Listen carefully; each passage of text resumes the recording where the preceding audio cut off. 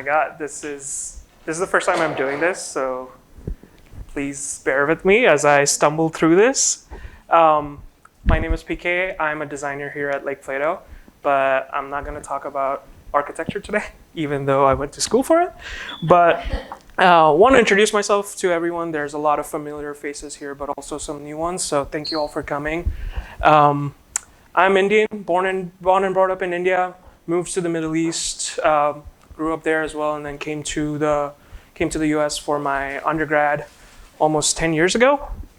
But apart from that, I'm also a vegetarian, which has been, I was born a vegetarian, but then it was a more conscious choice to continue staying vegetarian, and that made a lot of choices as I moved about in my life. I'm an immigrant, like I said. Been in Texas for 10 years, so I can say Texan, but only Texan-ish, because I don't own cowboy boots yet. But apart from that, I'm also a queer person of color, a registered architect, an immature baker that is learning on the go, and then I really like eating, and that fuels a lot of things that I'm driven to, because when I came to study here, being vegetarian, the only option was a cheese pizza or fries. So if I wanted to eat well, I had to learn how to cook, and having the influences that I had really pushed towards that, because I had good friends that already knew how to cook, so I learned from them, but also from some of my influences, which first and foremost is my mom. She loves cooking. She is an amazing, passionate cook that really instilled in me the love for bakery and baked goods and sweets. And as you can tell, she's just like me, where she has a plate full of desserts. But also, by learning or showing me how to cook, she is like inviting people and having the community that comes together around food, and really instilling that idea of hosting parties or having dinners together and breaking bread, which is really the primal form of connection with one another. So that really started to get into what I actually like doing, is just not just cooking for my own sake, but cooking to share, and cooking to share with others. So that has been an integral part of what I do now, and that really also drives a lot of decisions that I make on a day-to-day life. Apart from that, there's a reality TV show called MasterChef Australia. And growing up, that really was a big influence on me, because my mom taught me how to cook, but MasterChef really taught me how to finesse things, get it to the next level, elevate how I plate or present. So I think all of this, along with obviously social media, became a part of how I am where I am today. So there's a lot of things. Like I said, I am an architect as well. That has also been a more subconscious, but still a very significant influence on me, because there is a New York Times article that was from 2018 that said that a lot of people coming into culinary school were coming from architecture. And I can see that relation pretty well, because there are a lot of things that you apply in architecture school that you apply in culinary school as well. You're up late nights, you're making models, you are hitting deadlines, working under pressure. Did I describe culinary school or architecture school? I'm not sure. But also, there have been famous people that have done this. If I'm sure you have seen some photos of Dinara Kasko, who is a Ukrainian architect that took her skills about how to 3D model or 3D print the funky shapes that we do in architecture to food, and using those technologies in a new way that applied to a new frontier. And that really pushed how I started to look at architecture and food. So that is part of the things that I learned through cooking and through sort of testing it out. But with that, I also want to say that while I had all these influences, it started with sort of using Instagram as a platform to showcase what I learned. But not only what I learned, but what I wanted to get from others who have been doing this for a while. So there have been multiple people who have I've followed and learned from, even though I've never met them. But the idea of, again, tying into the theme of simplicity is like, when I started this, I didn't really have a lot of time, didn't really have a lot of resources, but talking about sort of just the idea of posting this on Instagram, an overhead shot became my main way of talking about food, because A, it required the least amount of effort to set up. B, I'm lazy and I don't really want to prepare ahead or clean up after. So really not having a lot of sort of equipment to set up. And I know food stylists, but I'm not one. I don't pretend to be one. And I know their job is really hard, and I kind of see why, because it takes a lot of time and effort to do that. But I really wanted to talk through food in the way that others might not have. A lot of people might have the question of, what is a tart? And I think I also started with that because basically a tart in its definition is an open-faced pie. There's not a clear definition of what is and what is not. And using this as a medium, I think, was important because it was a blank slate. You know what a croissant is, you know what a cake is, but you may not have known what a tart is. So that was more open to interpretation from what I'm doing, not just in terms of how I played it up, but also how I incorporate different flavors.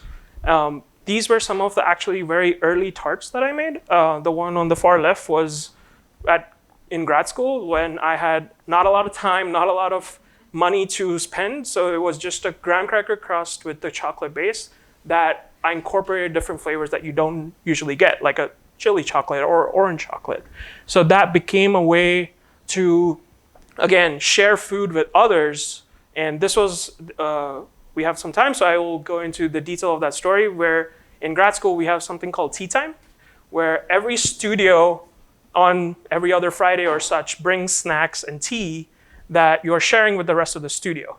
So that became a way for me as a first platform to actually cook for others, whereas previously it was maybe just for a birthday tart or a birthday party. So, and then I actually got more serious about why I wanted to pursue this, because it became a way for me to touch people's life in a different way. Like, Sam is here and I made his gender reveal tart that, like, I would have never thought of them. He approached me and it was something that I was terrified of. I was like, I forgot how to learn English or like read English. It's a boy or a girl, I was not sure.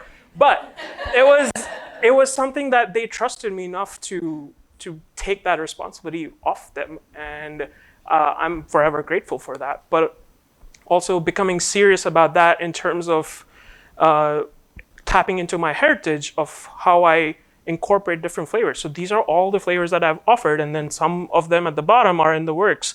But understanding that there is a part of my Indian heritage that I'm tapping into, part of the Middle Eastern experiences that I've had, but also what I've learned in Texas. I've been here for 10 years.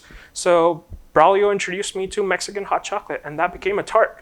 Miso is a flavor that is not in Indian cooking, but is a great flavor on Thanksgiving table because you have super sweet desserts everywhere. So the one on the far right is a miso caramel nut tart that is amazing because it really balances all the sweet pumpkin pie and pecan pie that you have at Thanksgiving. So it's not just about what you have experienced, but how you're applying what you've experienced into what you are doing, and became an outlet for creativity as I moved forward. One last thing about tarts, if you're still confused as to why I'm influenced by architecture,